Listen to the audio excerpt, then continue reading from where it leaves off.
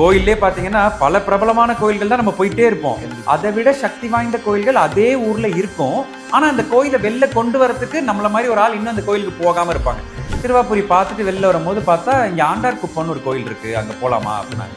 நான் சொன்னேன், ஆண்டார் குப்பம் என்னங்க, பேரே வந்து என்ன இப்படி இருக்கு, குப்பம் குப்பம் என்னங்க, வேணாங்க பரவாயில்ல. ஜஸ்ட் ஒரு 10 நிமிஷம் அந்த கோயிலை பத்தி என்கிட்ட சொன்னாங்க. அந்த ஐயரே வீடியோ எடுத்தாரு. ஒரு ஃபுல் ஷாட் அப்படியே அந்த கோயிலை சுத்தி பேசிட்டு வர மாதிரி. இன்னைக்கு வரைக்கும் நம்மளோட வீடியோ பார்த்து அந்த கோயிலுக்கு மோர் தென் 500% மேல போயிருக்காங்க. இல்ல, I am an influencer, I want to tell the story of this temple, come I'll tell you அப்படின்ட்டு அந்த ஒரு இஸ்லாமிய நண்பரோட வாயிலிருந்து அவரோட ஸ்லாங்கில் அந்த கோயிலோட கதையை நான் கேட்டது வந்து என்னோட லைஃப்ல மறக்கவே முடியாது. மேலே ஏறி போய் நின்று அது வரைக்கும் ஃபன் மூமெண்ட்ல இருந்த நான் அந்த ஐயப்பனை பார்த்து அந்த நெய் அபிஷேகம் பண்ணிட்டு இருக்கிறத பார்த்தது முதல் டைம் நாங்கள் போறப்போ கொரோனா டைம். அப்போ வந்து மற்றவங்களுக்குலாம் 10 செகண்ட் கிடைச்சதுல எங்களுக்கு 10 நிமிடம் கிடைச்சது. 30 வருஷமா அவருக்கும் அங்கே வந்தோடனே எல்லாம் மறந்துடுது ஐயப்பனோட அழகை பார்த்தோன்னே. அப்போ தம்மா துண்டு பையன் வருஷம் வந்த கன்னிசாமி நான், எனக்கு மறந்ததுல ஆச்சரியமே இல்லை. 6 வருடமும் ஐயப்பனை பார்க்க போறப்பெல்லாம் இன்னைக்கு பேசிடணும். ஆனா அங்க போனோடனே அப்பா என்னோட மகள் ராகா 10 வயது தாண்டிட்டா நம்மளோட அந்த லாகின் குள்ளாரே அவங்க பேர் போகாது. சபரிமலை ஐஸ்கிரீம் பாப்பா அவங்க, அதாவது born with the silver spoon சொல்லுவாங்கல்ல. டேய் நான் இது ஏறணும்டா, மலை ஏறணும்டா, ரொம்ப தூரம் கிலோமீட்டர் பார்த்துக்கலாம்பா. ஒரு இடத்துல பாப்பா உட்கார வச்சு அந்த காலுக்கு ஒரு மசாஜ் பண்ணார் அந்த சிஆர்பிஎஃப் ஆஃபீஸர். அந்த இடத்துல என் கண்ணுல இருந்து தண்ணி பிச்சுக்கிட்டு வந்துச்சு. மசாஜ் பண்ணது சிஆர்பிஎஃப் ஆஃபீஸர் இல்லை, ஐயப்பன். எங்க நான் போனாலும் அவங்க கமெண்ட்ல போடுறாங்க, டக்குன்னு ஒரு வீடியோ பார்த்துட்டு, தம்பி என்னோட பொண்ணுக்கு இன்னும் கல்யாணம் ஆகல, நீங்க கொஞ்சம் ப்ரே பண்றீங்களா. இது எத்தனை பேருக்கு கிடைக்கும், எத்தனை மிகப்பெரிய ஹீரோஸ்க்கு கிடைக்கும். சினிமா கிடைக்கலங்கிறதுக்காக இவன் கேமரா முடி இது சொல்லிட்டு இருக்கான், வச்சுக்கோங்க, அது எனக்கு பிரச்சனையே இல்லை. அவங்களோட அந்தரங்க விஷயங்களை கூட ஒரு ஓப்பன் கமெண்ட்ல போட்டு என்கிட்ட சொல்ற அளவுக்கு மக்களுக்கு ஒரு நம்பிக்கை எனக்கு கொடுத்துருக்காங்க.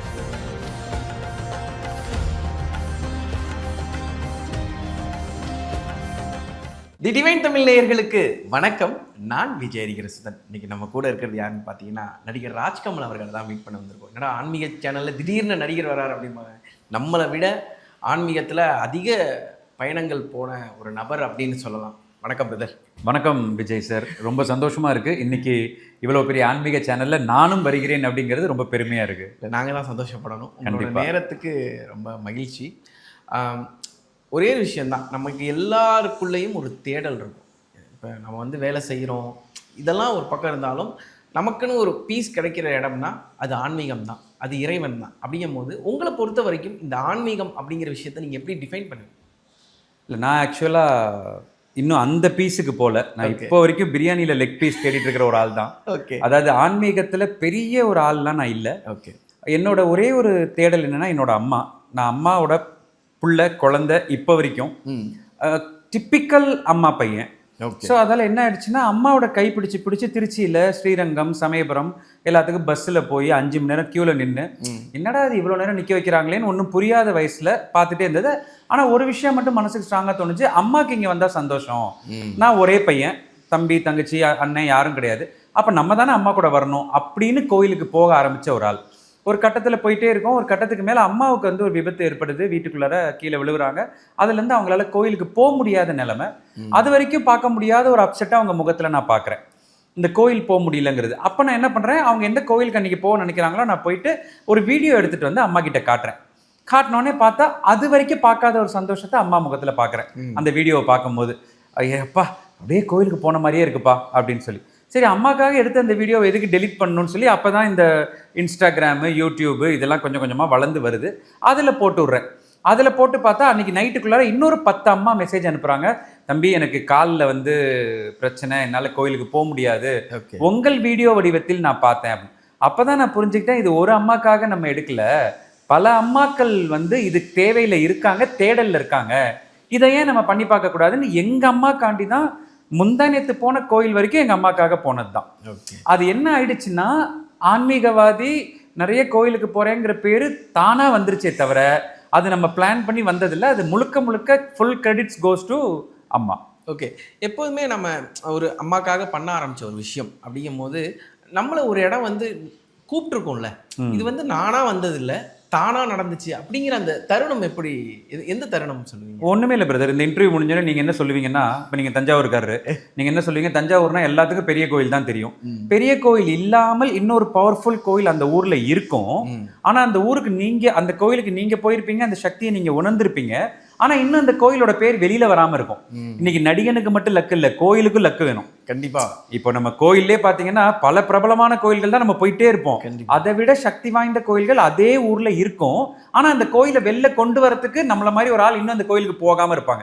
நீங்க என்ன சொல்லுவீங்க, தலைவா எங்க ஊர்ல தஞ்சாவூர்ல இந்த மாதிரி ஒரு மாரியம்மன் கோயில் இருக்கு, நீங்க வந்துட்டு வாங்க, வந்துட்டு வந்து ஒரு வீடியோ மட்டும் போட்டு பாருங்க, அதுக்கப்புறம் உங்களுக்கு லைஃபே நல்லா இருக்கும். இது சொல்லி என் மண்டையில ஏத்தி விட்டுருவீங்களா?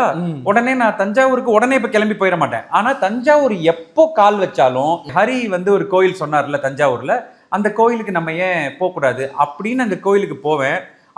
அங்க போன உடனே எனக்கு என்ன ஆகும்னா, டிஃபால்ட்டா இது மட்டும்தான் கொஞ்சம் ஏதோ பெரிய பொய் சொல்ற மாதிரி இருக்கும். பட் அப்படி கிடையாது. அந்த செருப்பு போடுற இடத்துல இருந்து யாராவது ஒருத்தர் என்கிட்ட அந்த கதையை சொல்லுவாங்க, ஒரு குட்டி ஸ்டோரி சொல்லுவாங்க. தம்பி, இந்த கோயில் பத்தி வந்திருக்கீங்களா, நீங்க நடிகர் தானே, உங்களை டிவியில பாத்திருக்கீங்களா அப்படிம்பாரு. ஆமாங்க, இந்த கோயில் பத்தி சொல்றேன், இங்க வாங்கன்னு. அந்த வாங்கன்னு கூப்பிடுறாருல, அதான் சாமி. அவரு தான் சாமி என்னை பொறுத்த வரைக்கும். சாமி வந்து வெள்ளை கலர் லைட் அடிச்சு ராம்நாராயண் சார் படத்துல வர மாதிரிலாம் வராது. கண்டிப்பா அந்த இடத்துல அது வந்து ஒரு பிக்ஷை வாங்குறவரா இருக்கலாம், ஒரு கோயிலோட ஐயரா இருக்கலாம், ஒரு செருப்பு வாங்கி ஹெல்ப் பண்ற அண்ணனா இருக்கலாம். அழகா அங்க வந்து அந்த கோயிலோட கதையை யதார்த்த மக்களுக்கு புரியுற மாதிரி என்னோட மண்டையில ஏற்றி விட்டுருவாங்க. அது உள்ள போய் சாமியை பார்க்கும்போது எனக்கு அந்த வைப்பு கனெக்ட் ஆகும். இங்கே இந்த கதையை இன்னைக்கு சொல்லிடுவோம் அப்படின்னு. அந்த கதையை நம்ம சொன்னோம்னா ஆட்டோமேட்டிக்கா அது எங்கேயோ போய் முடிஞ்சிடும். அது ஏதாச்சும் ஒரு கோயில் நீங்க மென்ஷன் பண்ண, இங்க போன இது நடந்தது அப்படிங்கிற மாதிரி. சிறுவாபூரிக்கு என்னோட நண்பர்கள் 2 பேர் கூட்டிட்டு போனாங்க. சும்மா வண்டி ஃப்ரீயா இருக்கேன்னு சொல்லி பின்னாடி உட்காந்து போனேன். சிறுவாபூரி பார்த்துட்டு வெளில வரும்போது பார்த்தா இங்கே ஆண்டார் குப்பம்னு ஒரு கோயில் இருக்கு, அங்கே போகலாமா அப்படின்னாங்க. நான் சொன்னேன், ஆண்டார் குப்பம் என்னங்க, பேரே வந்து என்ன இப்படி இருக்கு, குப்பம் என்னங்க, வேணாங்க பரவாயில்ல, இல்லை சும்மா வாங்கலேன் அப்படின்னாங்க. அங்கே போய் இறங்கின உடனே எனக்கு ஏதோ ஒரு சின்ன ஒரு ஃபீல் ஒன்று வந்துச்சு. அந்த கோயிலோட ஐயர் வந்து உள்ளே என்னை பார்த்தோன்னே, சார் நீங்கள் நிறைய கோயில் வீடியோலாம் போடுவீங்களே, இந்த வீடியோவை பற்றி கொஞ்சம் சொல்கிறீங்களா அப்படின்னாரு. இல்லைங்க எனக்கு எதுவும் தெரியாதுங்க, நான் சொல்கிறேன் வாங்கன்னு. உள்ளே போய் பார்த்தா முருகன் வந்து அப்படி நின்னாரு. ஜஸ்ட் ஒரு 10 நிமிஷம் அந்த கோயிலை பற்றி என்கிட்ட சொன்னாங்க. அந்த ஐயரே வீடியோ எடுத்தாரு. ஒரு ஃபுல் ஷாட் அப்படியே அந்த கோயிலை சுற்றி பேசிட்டு வர மாதிரி. இன்னைக்கு வரைக்கும் நம்மளோட வீடியோ பார்த்து அந்த கோயிலுக்கு மோர் தென் 500 பர்சன்ட்ஸ்க்கு மேலே போயிருக்காங்க அப்படிங்கிற ரிப்போர்ட்டை அந்த ஐயர் கொடுத்துக்கிட்டே இருக்காரு. இன்ஸ்டாகிராமில் மட்டும் அது கிட்டத்தட்ட 30,000 ஷேரே 30,000 ஷேர் ஆகி அந்த கோயில். இது என்னன்னா, என்னோட டிஸ்டன்ட் பிளான்ல கூட அந்த கோயிலுக்கு போகணுங்கிறது அன்னைக்கு பொழுதுல இல்லை. ஆண்டார் குப்பம்ங்கிற பேரும் எனக்கு தெரியவே தெரியாது. ஆனால் சிறுவாபுரி போகும்போது அங்கேருந்து 5 கிலோமீட்டர் தாங்க, நீங்கள் வந்து பாருங்கன்னு சொன்னால் சிறுவாபுரி லெவலுக்கு அது பயங்கரமான பவர்ஃபுல்லாக இருக்குது. சிறுவாபுரி திடீர்னு என்ன ஆயிடுச்சு, சினிமாக்காரங்கெல்லாம் போய் இப்போ ஒரு 2 to 3 இயர்ஸ்க்குள்ளார பயங்கர அந்த ஃபெமிலியர் ஆகி 6 செவ்வாய்க்கிழமை போனால் ரொம்ப நல்லது நடக்குங்கிற மாதிரி ஆச்சுல. இப்போ ஆண்டார் குப்பமும் அதுக்கு போட்டியாக வேற லெவலில் பிக்கப் ஆகிட்டு இருக்கு. இது ஒரு கோயில் இப்போ நான் சொன்னது. இந்த மாதிரி ஒரு ஊருக்கும் போகும்போது எனக்கு அந்த ஊரில் இருக்கிற ஒரு கோயிலை பற்றின ஒரு தேடல் ஒன்று வரும். இப்போ காஷ்மீர் போயிருந்தேன், ஸ்ரீநகர் போயிருந்தேன். அங்க பார்த்தா சம்பந்தமே இல்லாம சங்கராச்சாரியார் கோயில் இருக்குன்னாங்க. என்னங்க நம்ம ஊரு காஞ்சிபுரத்துல இருக்கிற சங்கராச்சாரியார் மடம், அவர் எங்க அங்க வந்தாருன்னு கேட்டா அதுக்கு ஒரு குட்டி ஸ்டோரி இருக்கு. பார்த்தா ஆதிசங்கரர் அங்க வந்திருக்காரு, அங்க இருந்து தபஸ் பண்ணியிருக்காரு, அங்க தபஸ் பண்ணி ஒரு சிவனை பிரதிஷ்டை பண்ணிட்டு போயிருக்காரு. இது எல்லாத்தையும் ஒரு குட்டி ஸ்டோரியா எடுத்து சொல்லியாச்சு. ஓகே, இப்போ நம்ம இந்த விஷயங்கள் பண்ண நமக்கே அறியாம ஒரு எனர்ஜி நம்மளுக்குள்ள வரும்ல, அந்த ஒரு மூமெண்ட் நீங்க ஃபீல் பண்ணிருக்கீங்களா? இது வரைக்கும் இருந்த ராஜ்கமல் வேற, இதுக்குள்ள வந்ததுக்கு அப்புறம் ஏதோ ஒரு சம் ஆப்பன் நடக்குது அப்படிங்கறது நீங்க உணர்ந்திருக்கீங்க? நான் ஃபீல் பண்ணதில்லை. பட் எனக்கு வீடியோ எடுக்கிறாங்கல்ல, என் கூட ரெகுலரா விக்னேஷ்னு ஒரு பையன் என் கூடவே இருப்பாரு. அவங்க எல்லாருமே என்ன சொல்றாங்க, அண்ணே நீங்க இந்த வீடியோ பேச ஆரம்பிச்சோடனே வேற ஏதோ ஒரு ஃபீல் எங்களுக்கு வந்துருதுண்ணே. அது வரைக்கும் ஒரு கேஷுவலா ஜாலியா இருக்கீங்க, பட் இந்த குட்டி ஸ்டோரின்னு அதை ஏத்திக்கிட்டு மண்டையில என்ன இருக்குன்னா, கதையும் கரெக்டா சொல்லணும், ஒரு 5 வயசு பாப்பாவுக்கும் அது புரியணும், ஒரு 55 வயசு மொழி தெரியாத அங்கிள் ஆண்டிக்கும் அது புரியணும். இதுதான் மண்டக்குள்ள இருக்கிற கான்செப்ட். 5 வயசு பாப்பாவுக்கு சொல்லும் போது அங்க ராமர் வந்தாரா, சர்க்குன்னு வில்ல விட்டாரு பாரு, அங்க இருந்து பார்த்தா ராட்சசன் ராவணன் அப்படியே செத்தார். அப்ப அந்த குழந்தை என்ன ஆகுறான்னா, அந்த கதைக்குள்ளார போயிட்டே இருக்க அவன் மண்டக்குள்ளார என்ன ஏறுது, ராமேஸ்வரம்ங்கிற கோயில்ல இவ்வளோ நடந்திருக்குன்னு அவனுக்கு 5 வயசுல ஏத்திட்டாலே, அவன் 10 வயசு விவரம் தெரிஞ்சவனே அவன் போகணும்னு நினைக்கிற கோயில் ராமேஸ்வரம், பார்க்கணும்னு நினைக்கிற சுவாமி ராமநாத சுவாமி. ஸோ என்னோட டார்கெட் எல்லாம் என்னன்னா, குழந்தைங்க கிட்ட அந்த விஷயத்தை கொண்டு போய் நிறைய ஏற்றி விடணும். வெளியூர் வாழ் தமிழ் மக்கள் இருக்காங்கல்ல, இலங்கையில இருக்காங்க, மலேசியால இருக்காங்க, கனடால இருக்காங்க, இவங்க எல்லாருக்கும் என்னோட ஊர் கோயிலை நான் காட்டிக்கிட்டே இருக்கணும் அப்படிங்கிற ஒரு சென்ஸ் வந்து எனக்கு ஏறுது. அதெல்லாம் அந்த வைப்பு வந்து எனக்கு அந்த வீடியோ பேசும்போது வர்றதா வீடியோ எடுக்கிறவங்க சொல்றாங்க. பட் என்னை பொறுத்த வரைக்கும் என்னன்னா, எங்க அம்மாவுக்கு அந்த கோயிலை நான் காட்டணும். ஓகே. அதனால அது எங்க அம்மாவுக்கு ஆரம்பிச்சு பல அம்மாக்களுக்கு காட்டணும். அதுதான் என்னோட டார்கெட். அதை நான் சிறப்பாக செஞ்சுட்டு இருக்கேன். ஓகே. இப்போ இங்கேருந்து நம்ம ஊரில் கோயில்கள் ஜாஸ்தி. இதுவே வந்து கொஞ்சம் போயிட்டே இருந்தீங்கன்னா நம்ம தெய்வங்கள் ரொம்ப கம்மியாயிருவாங்க. இங்கே பார்க்குற தெய்வங்கள் இருக்காது. அப்படி வெளியூர் போய் அங்கே போய் வந்து இந்த தெய்வம் இங்கே இருக்கா, இதுக்கு இவ்வளோ பவரா அப்படின்னு எந்த தெய்வத்தை சொல்லுவீங்க நீங்கள்? கண்டிப்பாக இப்போ நான் அந்த சங்கராச்சாரியார் போகும்போது அதை நான் உணர்ந்தேன். மேலே போகிற வரைக்கும் சங்கராச்சாரியார் கோவில் தான் நினச்சா, அங்கே போனால் 5 அடிக்கு ஒரு சிவன் இருக்காரு. செம்ம ஷாக் ஆகிடுச்சு அவரை பார்த்தோன்னே. ஆள் சூப்பராக இருக்காரு, ஜம்முன்னு இருக்காரு. அதெல்லாம் விட ஒரு அற்புதமான விஷயம்னா, நம்ம தள்ளி நின்று நம்ம ஒரு 5 அடி 10 அடி தள்ளி நின்று தான் நம்ம ஊரில் பார்க்குறோம். அங்கே வந்து நம்ம கையால் தண்ணி எடுத்து அவருக்கு நம்ம அபிஷேகம் பண்ணுற ஒரு வாய்ப்பு எனக்கு கிடச்சிது. அது ஒன்று.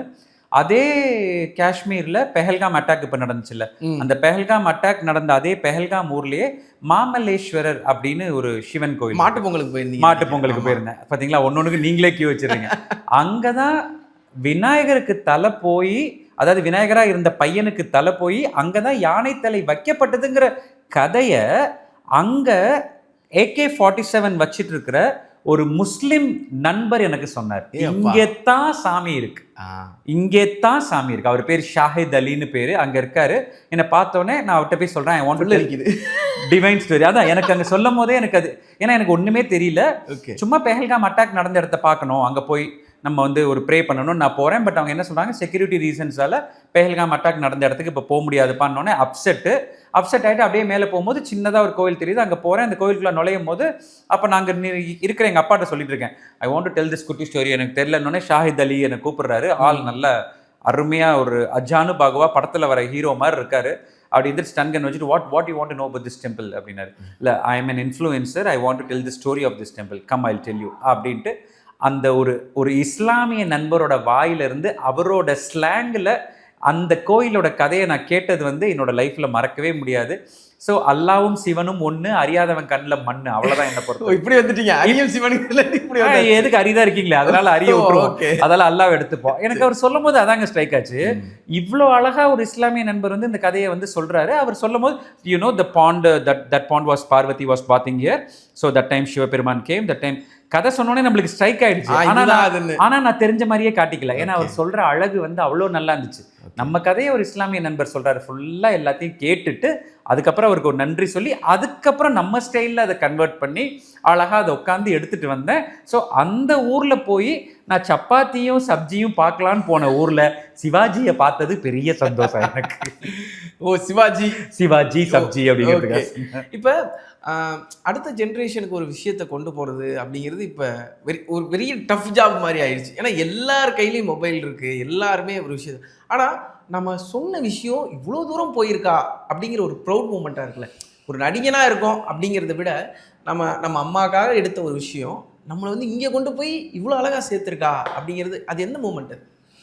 எல்லா மூமெண்ட்டுமே. அதாவது என்ன மூமெண்ட்னா, இப்போ எங்கே ஒரு கோரா ஃபுட் ஸ்ட்ரீட் போனாலும், ஒரு ஃபோரம் மால் போனாலும் எலசுங்க இருக்குல்ல, லைக் 18, 19 அவங்கெல்லாம் வந்து ஃபோட்டோ எடுத்துட்டு, அண்ணா நீங்கள் இன்ஃப்ளூயன்சர் தானே, பக்கத்தில் இருக்க, ஆமாண்டா அவர் இன்ஸ்டாகிராம் யூடியூப்லாம் வருவார்ல, கோயில் வீடியோ பேசுவார், ஐயப்பன் கோயில் போவார்ல, அவர் மச்சான் இவர் அப்படின்னு. உடனே அவங்க அம்மா அவங்க, ஏய் இவர் பழைய சீரியல் ஆக்டர்ப்பா, மா இவர் சீரியல்லாம் இல்லைம்மா, உனக்கு தெரியாதுமா, அவர் இன்ஃப்ளூயன்சர்மா. ஸோ ஒரு ஜென்ரேஷன் கேப்ல நான் சீரியல் ஆக்டருங்கிறதே மறந்துட்டாங்க. என்னையே மறக்கடிச்சிட்டீங்களா? டோட்டலா ஒரு 15 வருஷமா நான் வந்த கேரியரே மாறி இப்ப என்ன ஆயிடுச்சுன்னா, இன்ஃப்ளூயன்சரா பிறந்து வந்துட்டேன். ஐயப்ப வீடியோ பேசுறவரு, முருகன் வீடியோ பேசுறவரு, இப்ப இந்த ஆறுபடை போயிட்டு வந்தாருல அவரு தான். ஸோ எனக்கு வேற வேற நேம்கள் வச்சுக்கிட்டே வந்துகிட்டே இருக்காங்க. எனக்கு என்ன தோணுச்சுன்னா, ஓ அப்போ இறைவன் வந்து நம்மளை ஒரு வழி மாத்தி, தம்பி நீ லெஃப்ட் போயிட்டு இருக்க, அது தப்பு, லெஃப்ட்ல போனது போதும், இப்ப அப்படியே ரைட்டு திரும்பி இதுல கொஞ்ச நாள் போடா அப்படின்னு சொல்றாரு போல இருக்கு. அந்த வழியிலையும் போவோம். லெஃப்ட்ங்கிறது நம்மளுக்கு தெரிஞ்ச வழி. இந்த பாருங்க, இப்போ நான் சந்தியாராகம் ஷூட்டிங்ல தான் இருக்கேன், சிவராமனா இருக்கேன், நடிச்சுட்டு தான் இருக்கேன். ஆனா இதுக்கு நடுவில் இன்னைக்கு அடுத்து வர அமாவாசையை பத்தி நான் வீடியோவுக்கு டீட்டெயில் கலெக்ட் பண்ணிக்கிட்டே இருப்பேன். ஒரு வீடியோவை டக்குன்னு ஒரு கதையை கேட்டு பேசிட மாட்டேன். அந்த கதையை வந்து எங்கள் அப்பா கிட்ட சொல்லுவேன். எங்கள் அப்பா அதில் ஒரு கரெக்ஷன் சொல்லுவார், இல்லைப்பா அது அப்படி இல்லை இப்படிம்பாரு. வாரணாசியில் வந்து எங்களுக்கு தெரிஞ்ச ஐயர் ஒருத்தர் இருக்காரு, விஸ்வநாத ஐயர்னு, அவர்கிட்ட அந்த கதையை ஒரு தடவை திருப்பி சொல்லுவேன். ஏன்னா இதுல ஏதாவது சிறு தப்பாயிட்டாலும் ஒரு டோட்டல் ஜென்ரேஷனுக்கும் நீங்க தப்பான கண்டென்ட்டை மண்டையில ஏத்தி விட்டுறீங்க. இந்த அரக்கன் தான் கொன்னான், இந்த வில்லால தான் கொன்னாங்கிறத நம்ம கரெக்டா சொன்னா மட்டும்தான் அந்த குழந்தைக்கு அது ஏறி நாளைக்கு அந்த குழந்தை அம்மாவா கன்வெர்ட் ஆகி அதோட குழந்தைக்கு சொல்லும் போது விஷயம் கரெக்டா பாஸ் ஆகும். கண்டிப்பா. நீங்க இங்கேயே தப்பா சொல்லிட்டீங்கன்னா, ஒரு அவசரத்துக்கு ஒரு வீடியோ வரணும், ஒரு லைக் வரணும் அப்படிங்கிறதுக்காக அதை சொல்லிட்டீங்கன்னா, நீங்க ஒரு பெரிய ஒரு எபிக் மித்தாலஜியே நீங்க கொள்றீங்கன்னு அர்த்தம். அதனால அதுக்காக நிறைய ஸ்ட்ரெதை எடுத்து அதை நான் கரெக்டா கன்வே பண்ணிடுவேன். கண்டிப்பா. நீங்களே இந்த 6 படையை அப்படியே இழுத்துட்டு வந்துட்டீங்க. இப்பயும் கிட்டத்தட்ட அந்த கெட்டப்ல தான் முருகரோட கெட்டப்ல நீங்க இருக்க வச்சுட்டாரு, அவ்வளவுதான். கண்டிப்பா. இப்ப தமிழ் கடவுள் முருகனுக்கு வந்து இந்த யுகமே முருகன் யுகம் தான். எல்லாரும் சொல்றது இது முருகனுக்கான யுகம் அப்படிங்கும் போது நீங்க ஒரு 6 படை வீடுக்கும் போயிட்டு வந்திருக்கீங்க அப்படின்னா அந்த எக்ஸ்பீரியன்ஸ் என்ன விஷயத்த சொல்லி கொடுத்துச்சு, எதனால முருகன் இப்படி கொண்டாடப்படுறான் அப்படின்னு உங்களுக்கு ஒன்று தோணிருக்கும்ல? Very simple. 6 படைங்கிறது இருக்குங்கிறதே எனக்கு இந்த 20 வயதினருக்கு கீழே இருக்கவருக்கு நான் கன்வே பண்ணுங்கிறது என்னோட பாயிண்ட். ஏன்னா திருச்செந்தூர் இருக்குன்னு தெரியும், சாமிமலை இருக்குன்னு தெரியும், திருப்பரங்குன்றம் இருக்குன்னு தெரியும், திருத்தணி இருக்குன்னு தெரியும், பழமுதிர் இருக்குன்னு தெரியும். ஆனா இதெல்லாம் கனெக்ட் பண்ணா ஒரு செயின் இருக்குங்கிறத நான் சொல்லணும்னு நினைச்சேன். இதுக்கு நான் எடுத்துக்கிட்ட டாஸ்க் என்ன, எப்படி இன்னைக்கு பிள்ளைங்க வந்து இட்லி தோசை எல்லாம் பிடிக்காம ஃபாஸ்ட் ஃபுட்ல இருக்காங்களோ, ஃபாஸ்டா ஒரு விஷயத்த சொன்னாதான் நம்ம ஜென்சி கிட்ஸுக்கு பிடிக்குது. ஸோ என்ன முடிவு பண்ண, கோயில் போகணுங்கிறது பெரிய டாஸ்காக யோசிக்கிறாங்க. இது அப்படியே ஷார்டன் பண்ணி 2 நாள்ல 6 படை அப்படின்னு ஒரு கண்டென்ட் ஒன்று எடுக்கலாம் அப்படின்னு எடுத்து மைண்டில் செட் பண்ணி காலையில் 7 மணிக்கு சென்னையிலேருந்து கிளம்பி நேராக திருத்தணி அங்கே போய் ஒரு வீடியோ, அங்கேருந்து என்ன ஃபாலோ பண்ண ஆரம்பிச்சிட்டாங்க. என்ன மக்கள் வந்து அப்படியே கூட ஒரு 25,000 பேர் கூட ட்ராவல் வர ஆரம்பிச்சிட்டாங்க. அண்ணா நெக்ஸ்ட் எந்த கோயில்னா, அண்ணா நெக்ஸ்ட் எங்கன்னா அப்படின்னு. அங்கேருந்து நேராக கட் பண்ணால் சாமிமலை. ஓகே, சாமிமலையில் நைட்டு ஸ்டே. அங்கேருந்து காலைல 7 மணிக்கு பழனி, அங்கேருந்து பழமுதிர் சோலை, அங்கேருந்து நேராக திருப்பரங்குன்றம், நைட்டு நேராக 9:30 மணிக்கு நட சாத்தும் போது திருச்செந்தூர். இதை வந்து இவ்வளோ ஈஸியாக கம்போஸ் பண்ண முடியுங்கிறத மக்களுக்கு நான் சொன்ன உடனே அதை வந்து ஒரு பிரபல யூடியூப் சேனல்ல எடுத்து அதை ஷார்ட்ஸாக போட்டோன்னே வேற லெவலில் ரீச் ஆகி கிட்டத்தட்ட எங்கே என்ன பார்த்தாலும் சார் நீங்கள் சொன்ன மாதிரியே 2 நாளில் நாங்கள் இந்த கோயில்களுக்கு போயிட்டு வந்துட்டோம் அப்படிங்கிறது வந்து வேற மாதிரி இதை ஃபீல் பண்ணிட்டாங்க. இது நான் இன்ஃப்ளூயன்சராக பண்ண விஷயம். ஒரு சராசரி பக்தனா அந்த 6 வடிவங்கள்லையும் முருகனை பார்க்கும்போது அப்பா, அதாவது அந்த சேஞ்ச் ஓவர். நம்ம என்ன நினச்சிட்டு போவோம், பழமுதிர் சோலையில் குட்டியாக இங்கே இருக்காரு, இந்த பக்கம் வள்ளி கூடையும் தெய்வான கூடையும், சரி சாமி மலையில் அதே மாதிரி குட்டியாக இருப்பாருன்னு பார்த்தா வாவ், என்ன ஒரு ஆள் நிற்கிற மாதிரி இருக்காரு. இந்த பக்கம் வேலு, இந்த பக்கம் சேவக்கொடி, அப்படி பார்த்தா அடி ஜெயஜாண்டிக்கா இருக்காரு. சரி இதெல்லாம் கட் பண்ணி பழனிக்கு போனால் அதே மாதிரி கிங் மாதிரி இருப்பாருன்னு பார்த்தா ஆண்டியா ஒன்றுமே இல்லாமல் ஒரு குச்சி வச்சுட்டு வாப்பா என்னப்பா நல்லா இருக்கியா அப்படி.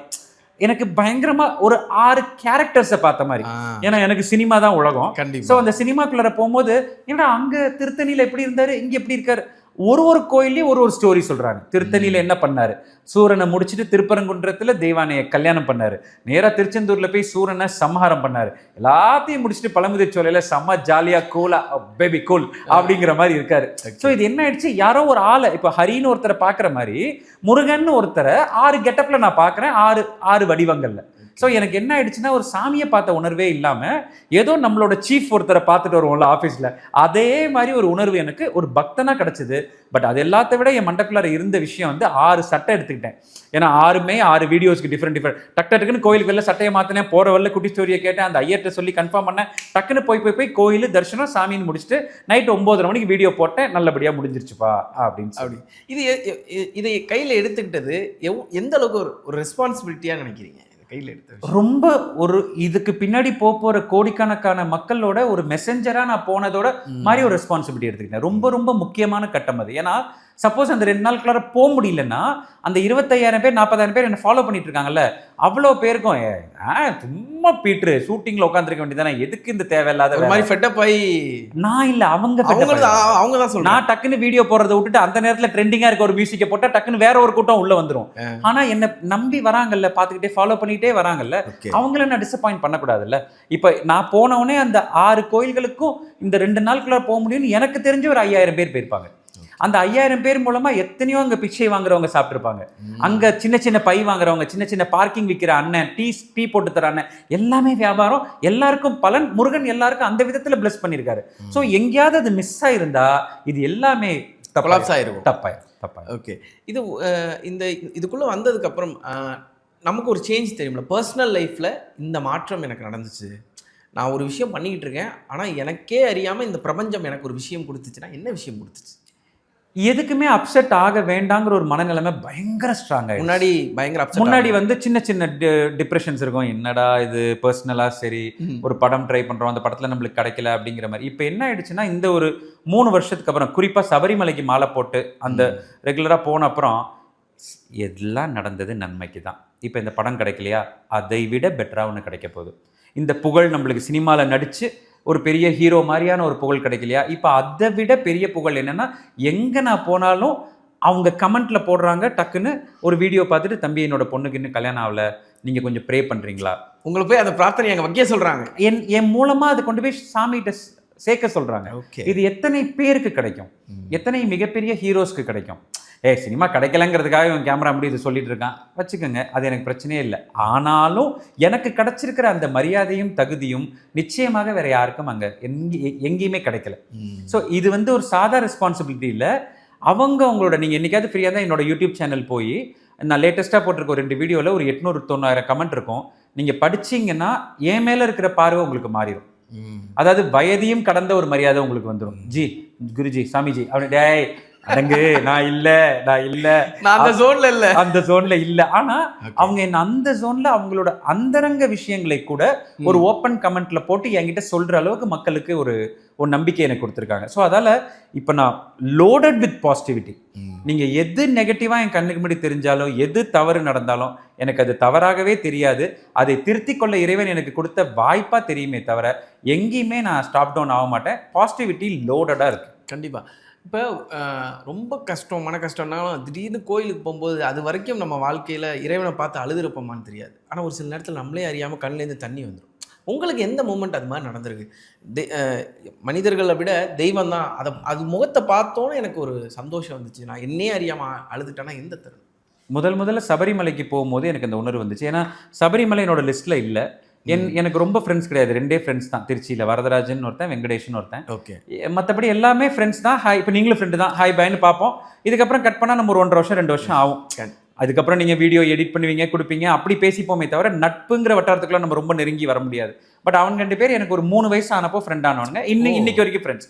அவங்க 2 பேரும் 20 வருஷமா சபரிமலைக்கு போறாங்க. பட் எனக்கு ஸ்ட்ரைக் அவுட் ஆகல, போக முடியல. அவங்களோட போகணும்னு எனக்கு தோணலை. போக முடியாமலாம் இல்லை, அவங்க கூப்பிட்டு தான் இருந்தாங்க, எனக்கு தோணலை. ஆல் ஆஃப் அ சடன் தோணுது சபரிமலை சரி வந்து பார்க்கலாம்டா, என்னதான் இருக்குன்னு பார்க்கலாம். அப்போ தான் இந்த பக்தியெல்லாம் லைட்டாக கொஞ்சம் அப்படி எட்டி பார்க்குது. போய் பார்த்தா மேலே ஏறி போய் நின்று அது வரைக்கும் ஃபன் மூமெண்ட்டில் இருந்தேன் நான்.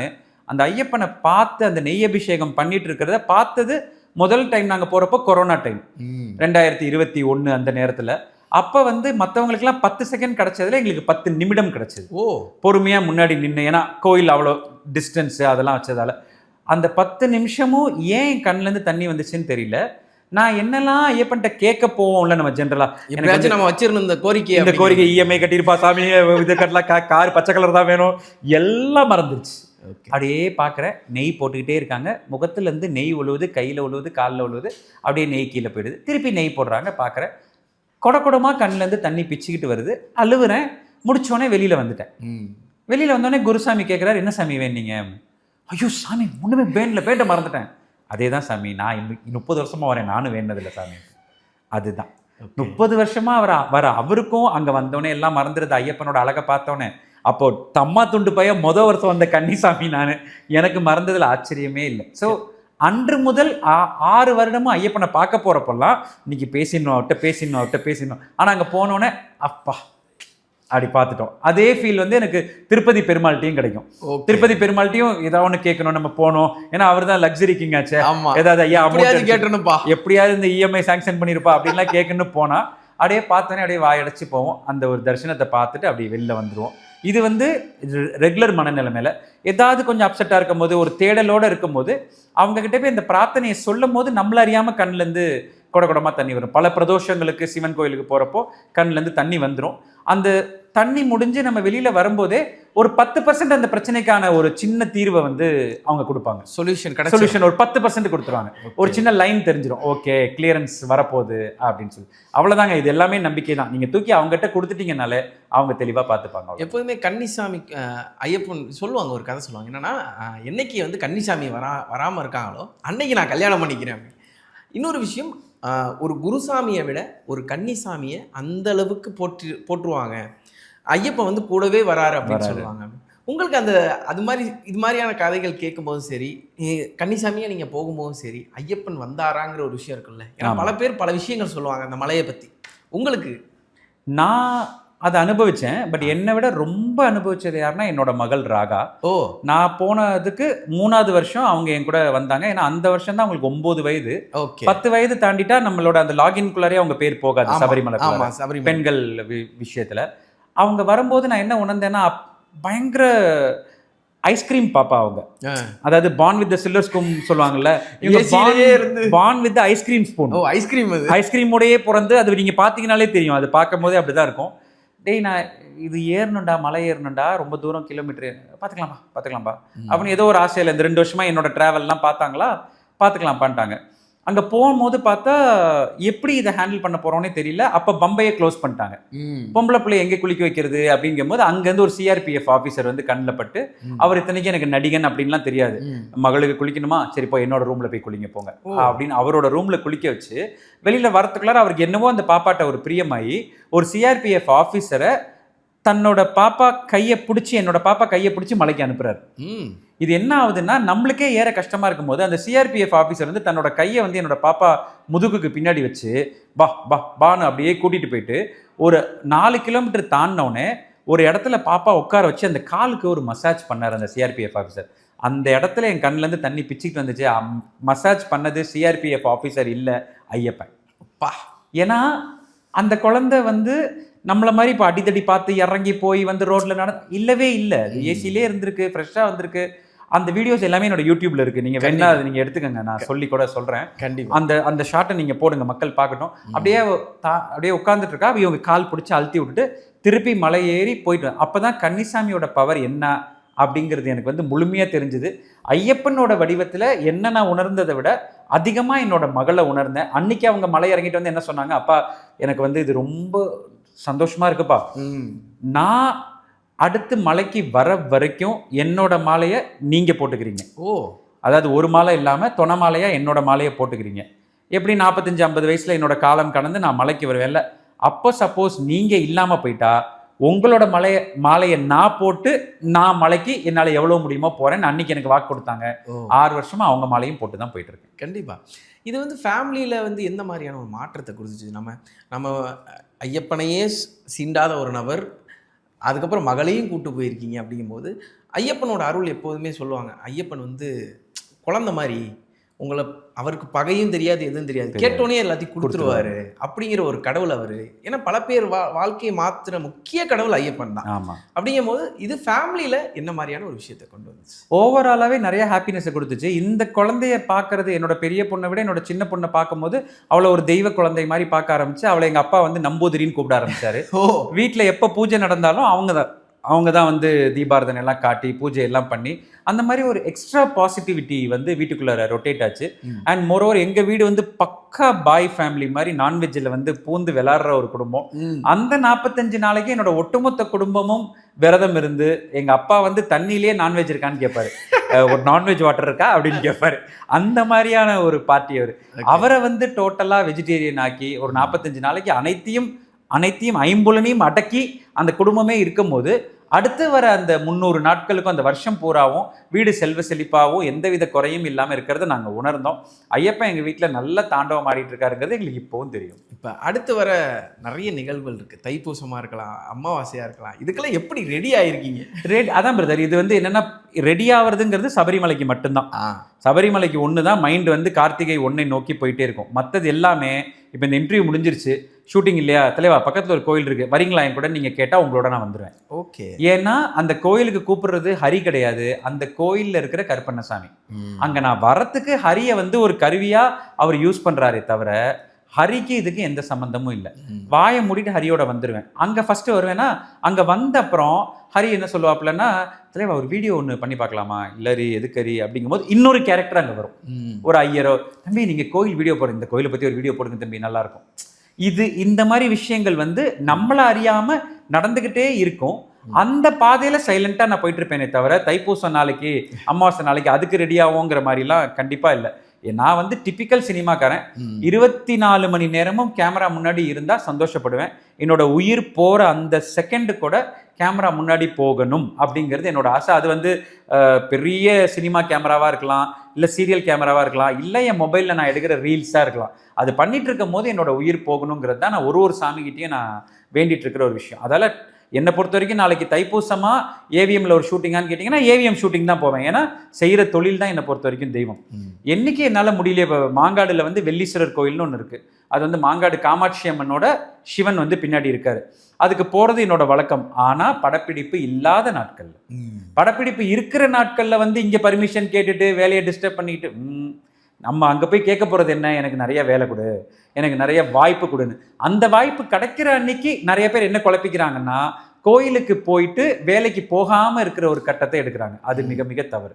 வேலையா சாமியா கோயிலான்னு கேட்டால் 100% சாமியும் கோயிலும் இல்லை, வேலை தான். நீங்கள் வேலையை சரியாக செய்யணுங்கிறது தான் சாமி நம்மளுக்கு கொடுத்துருக்க கட்டளை. அதை நம்ம சிறப்பாக செய்வோம். கண்டிப்பாக. அந்த காஷ்மீரோட நான் முடிச்சுக்கிறேன்.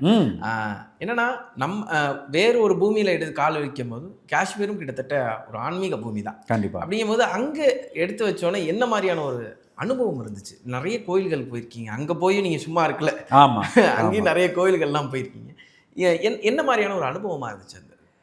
இவங்க வந்து அந்த தெய்வத்தை எப்படி கையாளுறாங்க அப்படின்னு பார்க்கணும்னு ஆசையா இருந்துச்சு. கண்டிப்பா. ஏன்னா இங்க ஒரு பூஜை முறைகள், வழிபாடு முறைகள் இங்க டோட்டலா வேற. ஆமா.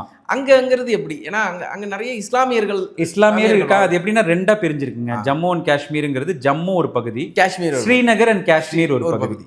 ஜம்மு வந்து நிறைய ஹிந்துக்கள் இருக்காங்க, முஸ்லிம்ஸ் கம்மி. ஸ்ரீநகர்ல வந்து கம்ப்ளீட்டா முஸ்லிம்ஸ் இருக்காங்க, ஹிந்துக்கள் ரொம்ப கம்மி. இப்படியா பிரிஞ்சிருக்கு. நான் ஃபர்ஸ்ட் ஸ்ரீநகருக்கு போற வாய்ப்பு கிடைச்ச போது தர்காக்கும் போனேன். அங்க ஹசரத் தர்கான்னு ஒரு மிகப்பெரிய தர்கா இருக்கு, அதையும் போய் பார்த்தேன்.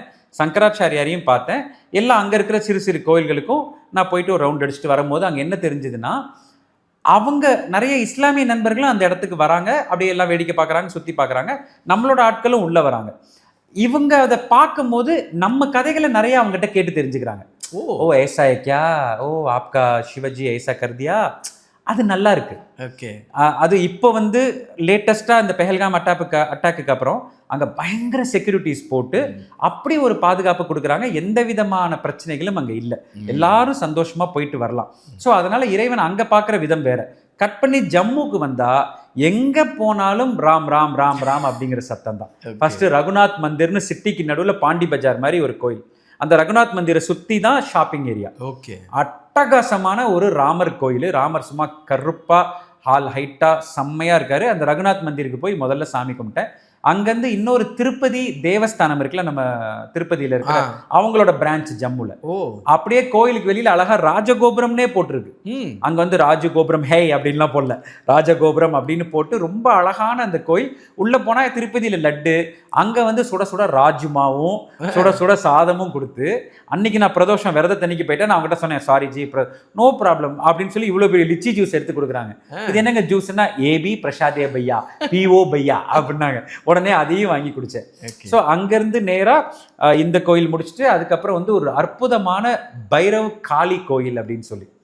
ஸோ இந்த காளி கோயில் என்னன்னா, அங்க அனைத்து மன்னர்களும் ரன்வீர் சிங்னு ஒரு மிகப்பெரிய ஒரு மன்னர் ஒருத்தர் இருந்திருக்காரு.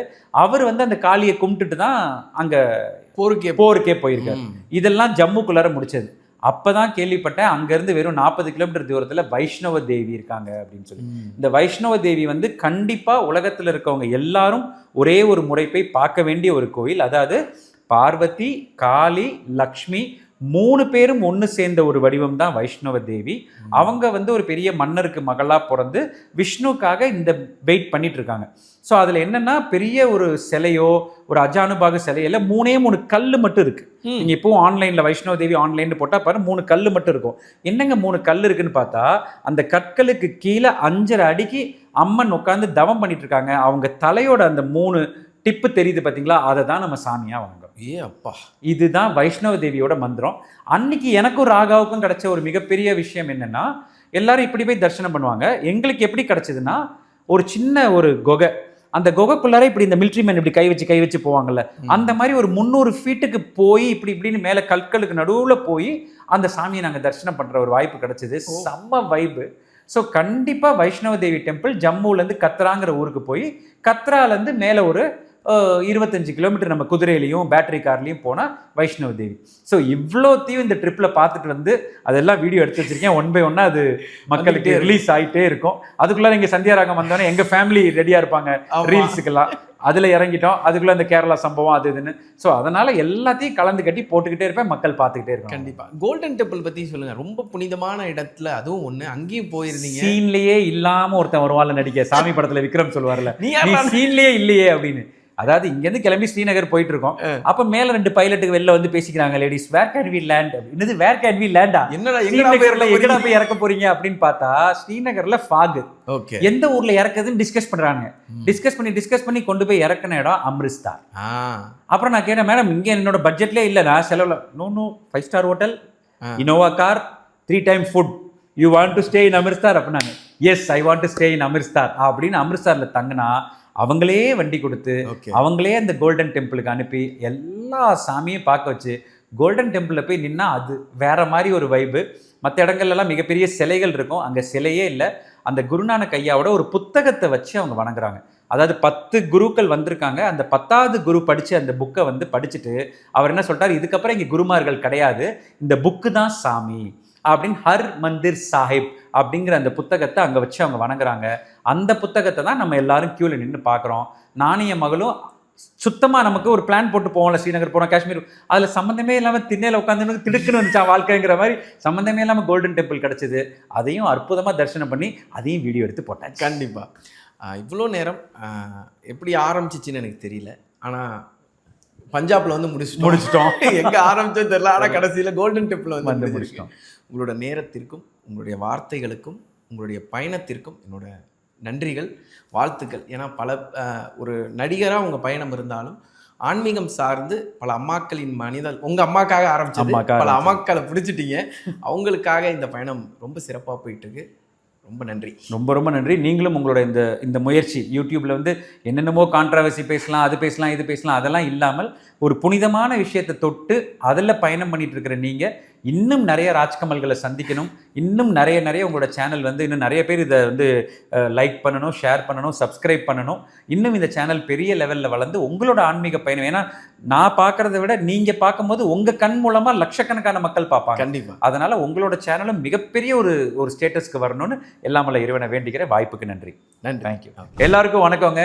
டிவைன் தமிழ் நேயர்கள் எல்லாருக்கும் ரொம்ப சந்தோஷம் உங்களை இங்கே பார்த்தது.